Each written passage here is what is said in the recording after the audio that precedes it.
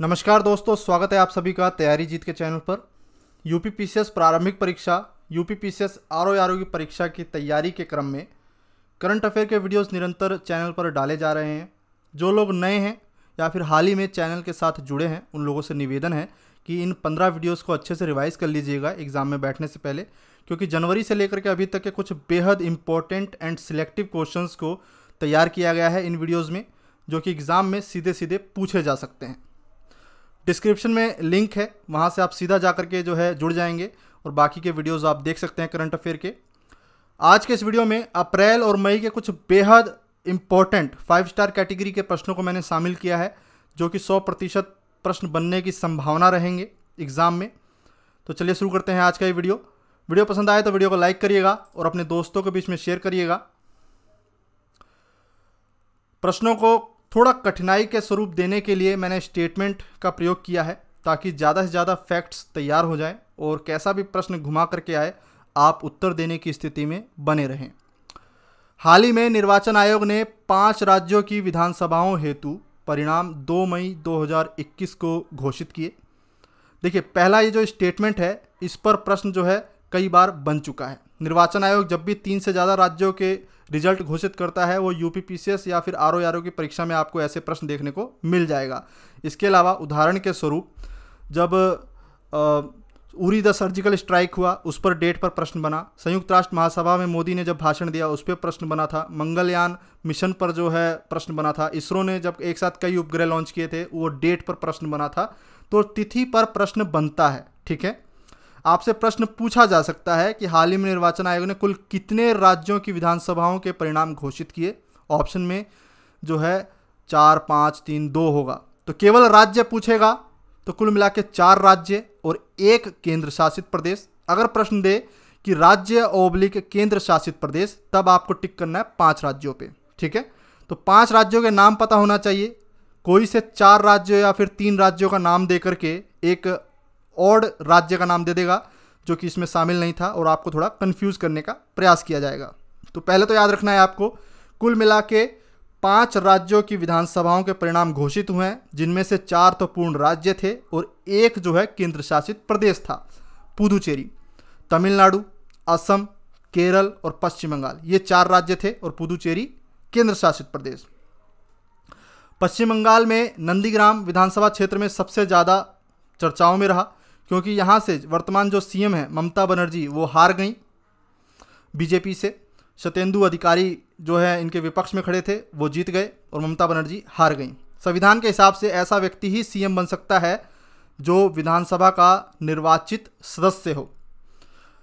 और अब जो है ममता बनर्जी हार गई हैं। अब केवल 6 महीने के लिए वो सीएम बनी रह सकती हैं, क्योंकि उनको या तो विधानसभा का जो है सदस्य बनना पड़ेगा, निर्वाचित सदस्य, या फिर विधान परिषद का सदस्य बनना पड़ेगा। समस्या ये है कि देश में केवल 7 राज्यों में ही विधान परिषद है। आंध्र प्रदेश, महाराष्ट्र, जम्मू कश्मीर, उत्तर प्रदेश, कर्नाटक, बिहार, तेलंगाना। यूपी पीसीएस में इस पर भी प्रश्न बना है कि निम्नलिखित में से किन राज्यों में जो है विधान परिषद है। तो ध्यान रखना है, कुल 7 राज्यों में इस समय विधान परिषद है। आंध्र प्रदेश, महाराष्ट्र, जम्मू कश्मीर, उत्तर प्रदेश, कर्नाटक, बिहार, तेलंगाना। तो देखते हैं क्या होता है पश्चिम बंगाल में। अगला प्रश्न देखते हैं। मोस्ट इंपॉर्टेंट कैटेगरी में इस प्रश्न को रखिएगा। प्रीवियस ईयर में बार बार प्रश्न पूछा जाता है। सर्वश्रेष्ठ फिल्म कभी पूछ लेता है, कभी सर्वश्रेष्ठ अभिनेता, कभी अभिनेत्री, और एक प्रश्न जो बार बार पूछा जाता है ऑस्कर से, कि भारत के द्वारा ऑस्कर में भेजी गई फिल्म कौन सी है। तो देखते हैं। सर्वश्रेष्ठ फिल्म नोमैडलैंड, सर्वश्रेष्ठ अभिनेता एंथनी हॉपकिंस द फादर, सर्वश्रेष्ठ अभिनेत्री फ्रांसिस मैकडोरमेंड नोमैडलैंड, सर्वश्रेष्ठ अंतर्राष्ट्रीय फिल्म विदेशी भाषा में अनदर राउंड डेनमार्क राष्ट्र की है। इसी कैटेगरी में भारत की फिल्म भेजी गई थी जलीकट्टू। पिछले साल गली बॉय काफ़ी परीक्षाओं में प्रश्न पूछा गया था, यूपीएससी में भी उस पर प्रश्न बना था गली बॉय पे।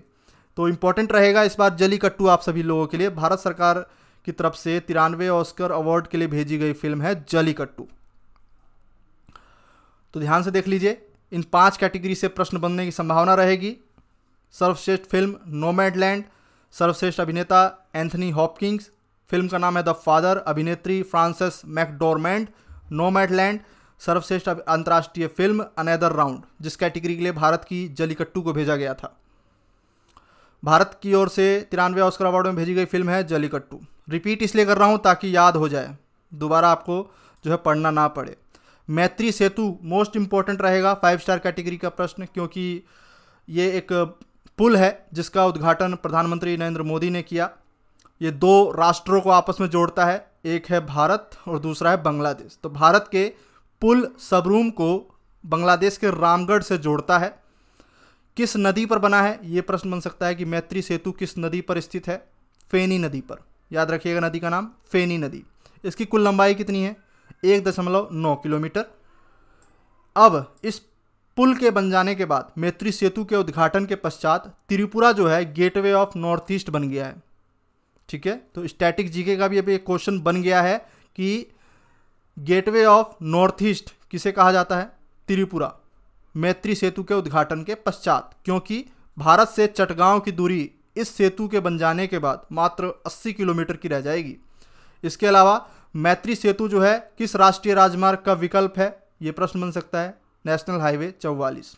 ठीक है, चटगांव तक की दूरी 80 किलोमीटर रह जाएगी। तो मैत्री सेतु इंपॉर्टेंट रहेगा परीक्षा के दृष्टिकोण से। आगे बढ़ते हैं। हाल ही में जारी रिपोर्टर्स विदाउट बॉर्डर्स की विश्व प्रेस स्वतंत्रता सूचकांक 2021 के संदर्भ में विचार करना है। पहले तो संस्था का नाम याद रखिएगा, जब भी कोई रिपोर्ट जारी होती है तो किस संस्था ने जारी किया, क्योंकि प्रश्न पूछा गया है। रिपोर्टर्स विदाउट बॉर्डर्स प्रेस स्वतंत्रता सूचकांक 2021 के संदर्भ में चारों कथनों को पढ़ेंगे। नॉर्वे इस वर्ष शीर्ष पर रहा, सही बात है। इस सूचकांक में सबसे निचला स्थान इरिट्रिया को प्राप्त हुआ 180वां। भारत का स्थान 142वां रहा।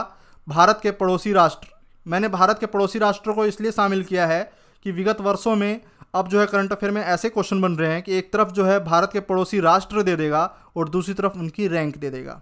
ठीक है, कंटिन्यू आपसे निवेदन है कि प्रीवियस ईयर के प्रश्न पत्रों को सामने रख करके अपने करंट अफेयर की नॉलेज को बढ़ाते चलें कि किस तरीके से प्रश्न का फॉर्मेट तैयार हो रहा है। आगे भी उसी फॉर्मेट से प्रश्न बनेंगे। पिछले 3 साल के करंट अफेयर के क्वेश्चंस को जरूर देखें। तो पहला स्टेटमेंट नॉर्वे पे शीर्ष पे था, बिल्कुल सही बात है। इस सूचकांक में सबसे लास्ट स्थान इरिट्रिया का है 180वां, ये भी प्रश्न बन चुका है इस तरह का। भारत का स्थान 142वां है। भारत की रैंक तो बहुत इंपॉर्टेंट है, हमेशा याद रखिए। भूटान का 65वां, नेपाल का 106, श्रीलंका का 127, पाकिस्तान का 145 और चीन का है 177। हाल ही में IQ एयर द्वारा जारी विश्व वायु गुणवत्ता रिपोर्ट 2020 के संदर्भ में विचार करना है। इस रिपोर्ट के अनुसार, यानी कि विश्व वायु गुणवत्ता रिपोर्ट, सीधा प्रश्न आपको पूछा जाएगा कि हाल ही में जारी विश्व वायु गुणवत्ता रिपोर्ट 2020 के अनुसार विश्व का सबसे प्रदूषित राष्ट्र कौन सा है? जवाब होगा बांग्लादेश। क्रम लगाने को आ जाए तो बांग्लादेश, पाकिस्तान, भारत, मंगोलिया, अफगानिस्तान। ठीक है, भारत का स्थान है 3रा। विश्व की सबसे प्रदूषित राजधानी इस रिपोर्ट के अनुसार किसे बनाया गया है? नई दिल्ली को। नई दिल्ली को पार्टिकुलेट मैटर 2.5 के आधार पर जो है रिपोर्ट तैयार की गई है प्रदूषण के हिसाब से। रिपोर्ट का नाम है विश्व वायु गुणवत्ता रिपोर्ट 2020। मोस्ट इंपॉर्टेंट कैटेगरी में ये प्रश्न रहेगा, स्मार्ट सिटी फ्रेमवर्क के संदर्भ में हाल ही में ईज ऑफ लिविंग इंडेक्स एवं म्युनिसिपल परफॉर्मेंस इंडेक्स 2020 किस मंत्रालय द्वारा जारी किया गया? पहले तो प्रश्न ये बनता है, तो केंद्रीय आवासन और शहरी कार्य मंत्रालय द्वारा जो है ईज ऑफ लिविंग इंडेक्स और म्युनिसिपल परफॉर्मेंस इंडेक्स को जारी किया गया। 2 इंपॉर्टेंट पॉइंट याद रखना है। MCD के अंतर्गत ईज ऑफ लिविंग इंडेक्स 2020 में 10 लाख से अधिक आबादी के अंतर्गत MCD परफॉर्मेंस में इंदौर जो है शीर्ष स्थान पर रहा। दूसरा point, ease of living index 2020 10 lakh से अधिक आबादी के अंतर्गत शहरों में प्रथम स्थान पर बेंगलुरु रहा।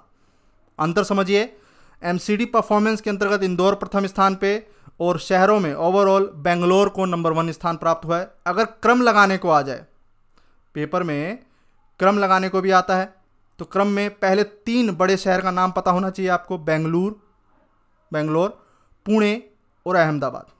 बेंगलुरु, पुणे और अहमदाबाद। समुद्री स्थानिक योजना हाल ही में चर्चाओं का विषय रहा। समुद्री स्थानिक योजना के तहत भारत का साझेदार राष्ट्र कौन सा है? प्रश्न बन सकता है नॉर्वे। नीली अर्थव्यवस्था विजन को रखा गया है सामने 2030 को। नीली अर्थव्यवस्था 2030 विजन को ध्यान में रख करके भारत और नॉर्वे द्वारा समुद्री स्थानिक योजना के लिए चुने गए प्रथम 2 क्षेत्र कौन से हैं? लक्षद्वीप और पुदुचेरी। लक्षद्वीप और पुदुचेरी के जो समीप समुद्री क्षेत्र है उसका विकास करने के लिए, टिकाऊ विकास करने के लिए, सतत विकास करने के लिए, अर्थव्यवस्था के रोजगार के साधन बनाने के लिए, विकसित करने के लिए भारत सरकार द्वारा जो है समुद्री स्थानिक योजना तैयार की गई है। कौन सी 3 बड़ी संस्थाएं जो हैं फंड कर रही हैं और जुड़ी हुई हैं इस योजना के तहत? World Bank, United Nation Environment Programme, संयुक्त राष्ट्र पर्यावरण प्रोग्राम हिंदी में कहा जाएगा। पृथ्वी विज्ञान मंत्रालय इसकी नोडल एजेंसी है।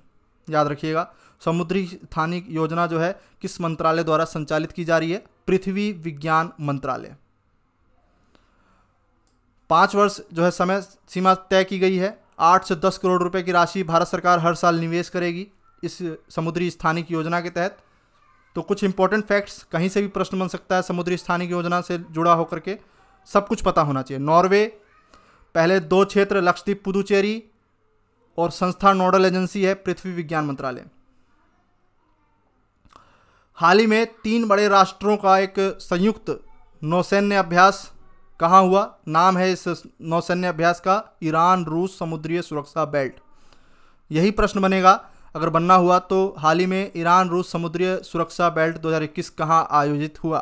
खास बात यह है कि भले ही यहाँ पे नाम 2 दिख रहे हों, लेकिन 3 राष्ट्रों का जो है ये नौसैन्य अभ्यास था। तीसरा राष्ट्र हमारा भारत था। ईरान, रूस और भारत। कहाँ हुआ? तो ये हिंद महासागर के उत्तरी भाग में। हिंद महासागर भारत के अधिकार क्षेत्र के अंतर्गत एक तरह से आता है, पता होना चाहिए। उत्तरी भाग में जो है हुआ है ईरान, रूस और भारत का संयुक्त नौसैन्य अभ्यास। नाम है इसका ईरान रूस समुद्रीय सुरक्षा बेल्ट 2021। हाल ही में वैश्विक लैंगिक अंतराल रिपोर्ट 2021 को जारी किया गया। मैंने अपने पिछले वीडियोस में केवल इंडेक्स के ऊपर बात की थी कि वैश्विक लैंगिक अंतराल रिपोर्ट में भारत की क्या रैंक है, लेकिन यहाँ पर थोड़ा प्रश्न को मैंने मॉडिफाई किया है क्योंकि यूपीपीसीएस में मानकों के ऊपर भी जो है प्रश्न बनता है। पहले तो देख लेते हैं कि संस्था द्वारा जारी किया जाता है। विश्व आर्थिक मंच द्वारा वैश्विक लैंगिक अंतराल रिपोर्ट को जारी किया गया। प्रथम 3 राष्ट्र के नाम पता होने चाहिए आपको, क्योंकि परीक्षा में कुछ नहीं पता, क्रम लगाने को दे देगा, रैंक पूछ लेगा, मापदंड पूछ लेगा, सब चीज़ों से आपको तैयार रहना पड़ेगा। आइसलैंड, फिनलैंड और नॉर्वे पहले 3 राष्ट्र हैं। भारत की रैंक 140 है, स्कोर है 0.625। स्कोर मैंने इसलिए लिखा है कि विगत वर्षों में स्कोर पे भी प्रश्न पूछा गया है, जैसे कि मानव विकास सूचकांक में भारत का स्कोर क्या रहा, इस तरह से प्रश्न जो है प्रीवियस ईयर में पूछा गया है। ह्यूमन HDI इंडेक्स, ठीक है, तो यहाँ पर भी प्रश्न बन सकता है। ठीक है, भारत की रैंक है 140वीं, स्कोर है 0.625। अब यहाँ पर प्रश्न जो है इंपॉर्टेंट ये है कि इस साल 2021 में वैश्विक लैंगिक अंतराल रिपोर्ट को किन मापदंडों पर तैयार किया गया है? आर्थिक भागीदारी अवसर, शैक्षणिक उपलब्धियां, स्वास्थ्य एवं उत्तरजीविता, राजनीतिक सशक्तिकरण। महिलाओं के संदर्भ में वैश्विक लैंगिक अंतराल रिपोर्ट पर प्रश्न बनता है, इंपॉर्टेंट है, ध्यान से देख लीजिए इस प्रश्न को। ये चारों के चारों सही हैं। आर्थिक भागीदारी अवसर, शैक्षणिक उपलब्धियां, स्वास्थ्य एवं उत्तरजीविता, राजनीतिक सशक्तिकरण, ये मापदंड इस साल रखे गए थे वैश्विक लैंगिक अंतराल रिपोर्ट के लिए। भारत की रैंक 140वीं। चीज़ों को रिपीट करता हूं ताकि आपको याद हो जाए, लंबे समय तक याद रहे। अब तक स्टैटिक जीके में बार बार प्रश्न बनता आ रहा है कि चिनाब नदी पर कौन कौन से डैम हैं। 3 डैम हैं, तीनों ही डैमों पे बार बार प्रश्न बना है। पहले तो डैम देख लेते हैं। बगलिहार सलाल दुलहस्ती परियोजना, पनबिजली परियोजना, इस पर प्रश्न आपने कई बार देखे होंगे प्रीवियस ईयर में, लेकिन यहाँ पर अब एक और स्टैटिक जीके का प्रश्न बन जाएगा क्योंकि हाल ही में करंट का एक क्वेश्चन है।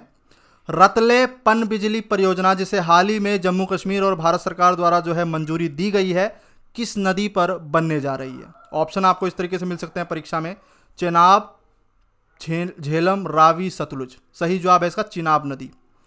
चिनाब नदी पर रतले पनबिजली परियोजना बनने जा रही है। इसकी कुल क्षमता है 850 मेगावाट। भारत सरकार की कुल लागत लग रही है इसमें 5,281 करोड़, जम्मू कश्मीर का किश्तवाड़ जनपद में स्थित है ये प्रोजेक्ट। बारालाचा दर्रा का जो ग्लेशियर है वो इसका उद्गम स्रोत होते हैं चिनाब नदी का। चंद्रा और भागा नदियों के सुमेल होने के पश्चात जो है चिनाब नदी बनती है और भारत से होते हुए ये पाकिस्तान में भी बहती है। तो पाकिस्तान में बहने वाले पानी को कंट्रोल भी काफ़ी हद तक किया जा सकता है इस परियोजना के बाद। तो नाम याद रखिएगा, रतले पन बिजली परियोजना। प्रश्न में आ सकता है यूपीपीसीएस में स्टैटिक प्रश्न के रूप में भी, एक तरफ दे देगा पन बिजली परियोजना और रतले पन बिजली का जो है नाम काफ़ी लोगों ने नहीं सुना हुआ है। ज़्यादातर जो है हम जानते हैं बगलिहार, सलाल, दुलहस्ती, इन्हीं तीन का नाम सुनते हैं, लेकिन अब से चौथा नाम इसमें जोड़ लीजिए, वो है रतले पन बिजली परियोजना, रतले पावर प्रोजेक्ट डैम। ठीक है, बगलिहार, सलाल, दुलहस्ती, रतले। इंपॉर्टेंट क्वेश्चन है दोस्तों, स्टैटिक जीके का आने वाले समय में ये जरूर प्रश्न बनेगा, याद रखिएगा। अगला इंपॉर्टेंट क्वेश्चन है, हिंदू में इसका एक आर्टिकल भी आया और काफ़ी चर्चाओं में भी रहा, लाल चावल। जी हाँ, हाल ही में चर्चाओं में रहा लाल चावल के संदर्भ में गलत कथन कौन सा है? पहला स्टेटमेंट, लाल चावल की पहली खेप प्राप्त करने वाला अमेरिका प्रथम राष्ट्र बन गया। जी हाँ। पूर्णतः जैविक, लाल चावल में आयरन प्रचुर मात्रा में है, बिना किसी रसायन के प्रयोग से इसका उत्पादन किया गया है लाल चावल का, और इसका जो लाल रंग है ये आयरन को शो करता है और इसमें आयरन तत्व प्रचुर मात्रा में पाया जाता है। इसका उत्पादन कहाँ किया गया? असम की ब्रह्मपुत्र घाटी में। तो प्रश्न बन सकता है कहाँ किया गया है? असम की ब्रह्मपुत्र घाटी में। लाल चावल की इस किस्म का क्या नाम है? बाओ धान। आपको बता दूं कि यूपीपीसीएस में और आरओ में फसल की प्रजातियों पे प्रश्न, एक प्रश्न आपको जरूर मिलेगा। ठीक है, तो इस तरह के प्रश्नों के लिए तैयार रहा करिए। लाल चावल, बाओ धान जो है ये किस्म है जो अभी अमेरिका को भेजी गई है खेप, और असम की ब्रह्मपुत्र घाटी में जो है इसका उत्पादन किया गया है, पूर्णतः जैविक है, बिना किसी रसायन के प्रयोग से उत्पादन किया गया है। अगला प्रश्न देखिए, देश का सबसे बड़ा तैरता हुआ सौर ऊर्जा संयंत्र कहाँ स्थापित किया गया है? देश का पहला है, प्रथम है, तो क्वेश्चन इंपॉर्टेंट है, तेलंगाना। क्षमता कितनी है? 100 मेगावाट, 423 करोड़ की लागत लगी है, विस्तार है 450 एकड़ तक। एनटीपीसी, जो तेलंगाना में एनटीपीसी है, वो अपने प्रयोग में लाने वाले 30% ऊर्जा का प्रयोग जो है यहीं से ऊर्जा हासिल करेगी सौर ऊर्जा संयंत्र से, जिससे कि वो ग्रीन हाउस गैस, हम जानते हैं कि national thermal power corporation limited जो है ये कोयले का जो है उत्सर्जन करती हैं और ग्रीन हाउस गैसेस को बढ़ाती हैं। ठीक है, तो ग्रीन हाउस गैसेस को कम करने के लिए जो है सबसे बड़ा तैरता हुआ सौर ऊर्जा संयंत्र लगाया है तेलंगाना सरकार ने 100 मेगावाट का, और ये तैरता हुआ सौर ऊर्जा संयंत्र है। प्रश्न बन सकता है। अगला प्रश्न देखते हैं, 5 स्टार कैटेगरी का प्रश्न है। प्रश्न आपसे पूछा जाएगा कि हाल ही में किस राष्ट्र ने 18 देशों के कुल 36 उपग्रहों को एक ही लॉन्च से प्रक्षेपित किया है? तो रूस का नाम याद रखिएगा। रूस ने 18 देशों के 36 उपग्रहों को एक ही लॉन्च पैड से प्रक्षेपित किया। कहाँ से? बैंकानूर कॉस्मोड्रोम, कजाकिस्तान। रॉकेट था सोयूज 2.1 वाहक रॉकेट। इसके सीट्स पर जो है इन 18 देशों के 36 उपग्रहों को रख करके अंतरिक्ष में भेजा गया। हाल ही में आयोजित खेलो इंडिया राष्ट्रीय शीतकालीन खेल 2021 में शीर्ष स्थान किस राज्य को प्राप्त हुआ है? तो जम्मू कश्मीर को। प्रश्न यह भी बन सकता है कि होस्ट कौन था? तो जम्मू कश्मीर ही था। कुल मिलाकर 34 पदक जीते जम्मू कश्मीर ने, 11 गोल्ड, 18 सिल्वर और 5 ब्रोंज। ठीक है, तो खेलो इंडिया राष्ट्रीय शीतकालीन खेल कहाँ आयोजित हुए? जम्मू कश्मीर में, और जम्मू कश्मीर ही शीर्ष तालिका पे नंबर 1 पर था। अब यहाँ पर क्रिकेट से जुड़े कुछ फैक्ट्स। एक ओवर में 6 छक्के लगाने वाले क्रेन पोलार्ड जो हैं क्रिकेट के तीसरे बड़े खिलाड़ी बने। इनसे पहले हर्षल गिब्स और युवराज सिंह ने जो है एक ओवर में 6 छक्के लगा चुके हैं, याद रखिएगा। कुणाल पांड्या 26 गेंदों पर 50 रन लगाकर ओडीआई का सबसे तेज अर्धशतक लगाने वाले विश्व के पहले खिलाड़ी बन गए हैं। एक दिवसीय अंतर्राष्ट्रीय क्रिकेट में 7000 रन बनाने वाली पहली महिला क्रिकेटर मिताली राज बन गई हैं। ये कारनामा इन्होंने कितने मैचों में किया? ये प्रश्न बन सकता है। कुल मिला के 213 मैचों में। ठीक है, 213 मैचों में 7000 रन बनाने वाली एक दिवसीय अंतर्राष्ट्रीय क्रिकेट में पहली महिला क्रिकेटर बन गई हैं पूरे विश्व में। T20 में 3000 रन बनाने वाले प्रथम खिलाड़ी कौन बने हैं? विराट कोहली, इंग्लैंड की सीरीज के विरुद्ध। वीवो का नया ब्रांड एम्बेसडर किसे बनाया गया है? विराट कोहली को। मोस्ट इंपॉर्टेंट कैटेगरी में यह प्रश्न रहेगा, अनुसूचित जाति के लिए राष्ट्रीय आयोग के नए अध्यक्ष किसे बनाया गया है? विजय सांपला को। और किसका स्थान लेंगे ये? डॉक्टर रामशंकर कठेरिया का। आपको बता दूं, अनुच्छेद 338 के तहत अनुसूचित जाति के लिए एक राष्ट्रीय आयोग की व्यवस्था करना, अनुसूचित जाति राष्ट्रीय आयोग एक संवैधानिक संस्था है। संवैधानिक संस्था है तो तब इसका जो अध्यक्ष है उसकी नियुक्ति कौन करेगा? राष्ट्रपति करेगा। तो इंपॉर्टेंट क्वेश्चन है, अनुसूचित जाति के लिए राष्ट्रीय आयोग के नए अध्यक्ष विजय सांपला की नियुक्ति राष्ट्रपति करेंगे। आर्टिकल 338 के तहत एक संवैधानिक संस्था है ये। इस वीडियो में इतना ही। आशा करता हूं कि वीडियो से काफ़ी इंपॉर्टेंट क्वेश्चंस आपको देखने को मिले होंगे। इस तरह के वीडियोस अभी आने बाकी हैं। मिलते हैं अगले वीडियो में, तब तक के लिए नमस्कार, धन्यवाद।